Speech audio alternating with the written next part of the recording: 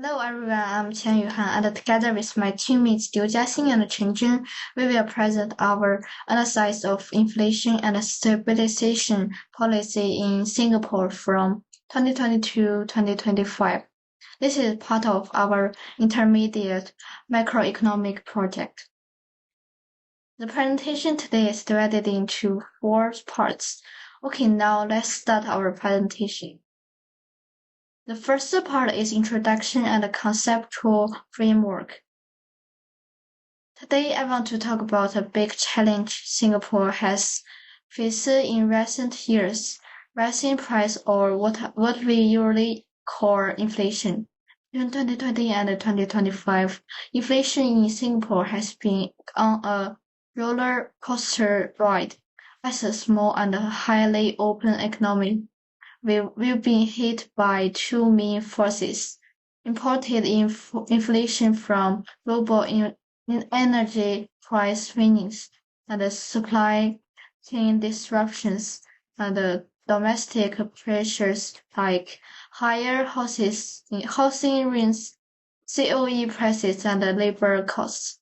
To manage this, the government rolled out a mix of policies, adjusting the exchange rate to stabilize import prices and offering suggested fiscal support to help with living costs. But first, what exactly is inflation? It's a steady rising in the overall price of goods and services, which means our money doesn't range as far as it used to.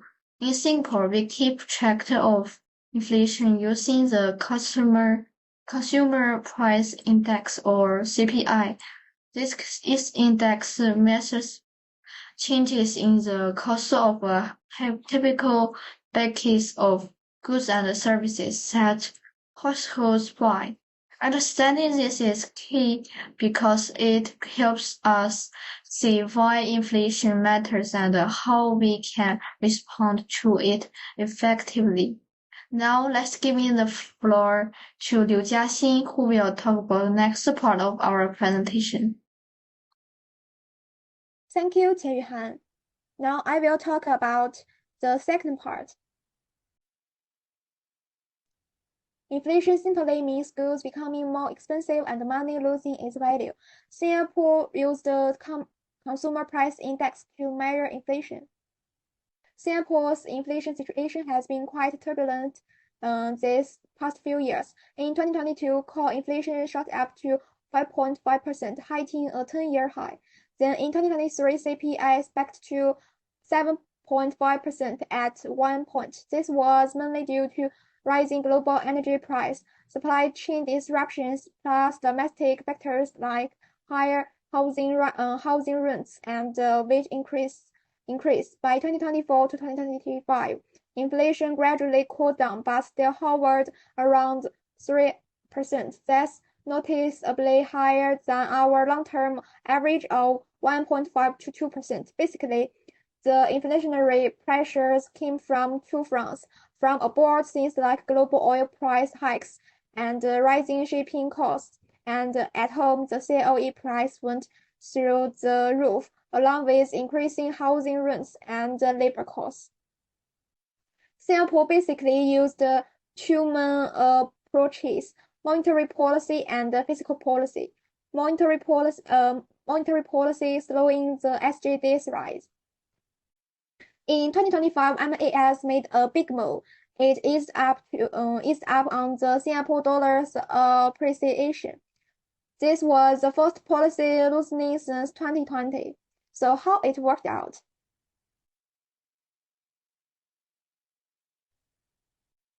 The goods took pressure of exports and real estate, pretty much hitting the right spot.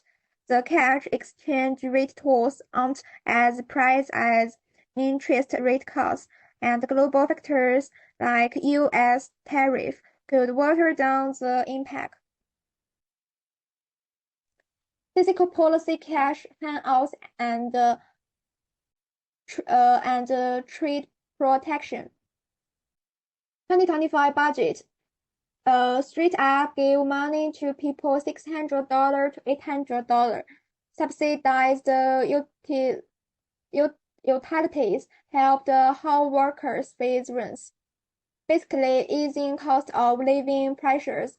Trade moves. Avoided tariff wars and doubled down on regional partnerships to keep supply chains steady. So, how it played out?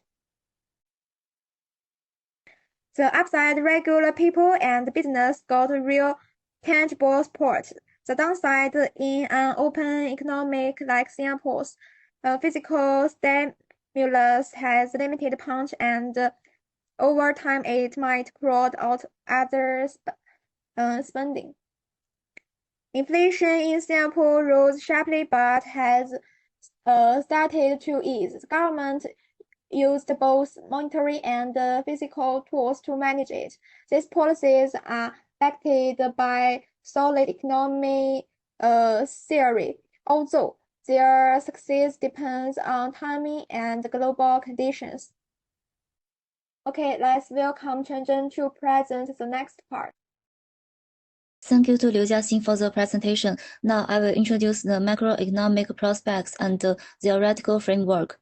This slide shows Singapore's possible macroeconomic scenarios for 2024 to 2025. In the best case, stable energy price, recovered supply chains, and a strong Singapore dollar help keep inflation low, around 1 to 2%, and GDP growth could reach 2.5%. In the worst case, global shocks, rising wages, or tighter monetary policies could push inflation above 4% and slow growth to about 1%. The expected case is moderate. We expect inflation to ease to around 1.5% and growth to stay about 1.5% as well. Overall, this highlights the need to balance short-term measures with long-term planning to keep inflation low and growth steady. Singapore's short-term macroeconomic outlook can be explained using basic macroeconomic models learned in this course. First, the ADS model shows how external shocks affect Singapore's aggregate demand and aggregate supply. For example, higher global energy price or supply chain problems in the past 2 years shifted AS leftward, causing cost push inflation and higher price for households and firms. Recent easing of supply conditions and a strong exchange rate policy help shift AS back to the right, which should help lower inflation pressure in 2024 to 2025. PPF model highlights the importance of balancing short-run policies with long-term capacity building. We need to balance short-term macro controls like exchange rates, subsidies, and transfers with long-term capacity building, including reforms, upskillings, and technology to keep inflation low and growth strong in a sustainable way. The SLM model, which links the goods market and the money market, is slightly different in Singapore because MAS does not mainly use interest rate but the exchange rate. By strengthening the Singapore dollar, MAS indirectly influences the money market and domestic demand. A stronger dollar lowers import price but can reduce export competitiveness, which is shown in the IS curve shifting slightly left if exports slow down. Combining these models helps explain why Singapore's expected scenario predicts inflation easing to around 1.5%, while GDP growth stays modest at 1.5%, assuming stable global conditions and effective policy management. Now let's invite Qianyu Han, who will talk about the next part of our presentation. Thanks, Chen Zhen. The last part is conclusion, recommendations, and references. To wrap up, Singapore's high inflation in 2022 and 2023 was mainly caused by external shocks like global emerging energy price spikes and supply chain disruptions. The government's response strengthens the Singapore dollar and introducing targeted fiscal support has helped ease price pressures and protect households, but the economy is still vulnerable to imported cost shocks, and relying too much on exchange rate policy could hurt export competitiveness. Looking ahead, maintaining stability will mean carefully balancing monetary and fiscal tools, which pushing for structural reforms to build long-term resilience. So based on our analysis, here are a few recommendations to manage inflation more effectively. First, keep the Singapore dollar strong to help lower imported inflation, but avoid letting it rising too much, as that could hurt exports. Second, invest in productivity and green technology through RIE 2025 to boost supply capacity and support sustainable growth. Third, strengthen automatic stabilizers like subsidies for lower income households to make the system fair and more resilient. Fourth, adopt a gradual approach to monetary tightening instead of sudden changes, so we can balance inflation control with steady growth.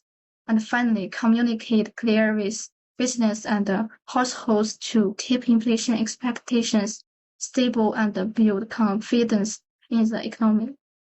Here are the key academic and institutional sources that supported our analysis.